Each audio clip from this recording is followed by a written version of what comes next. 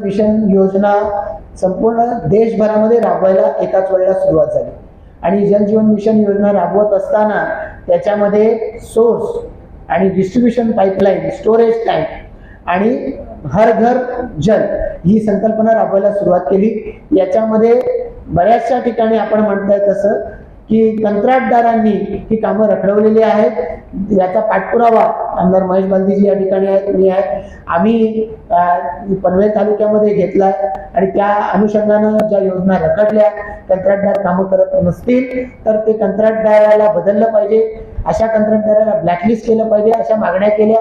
काही ठिकाणी कामं ही सुरू व्हायच्या टप्प्यावर होती, त्या ठिकाणी त्यांना मुदत दिली।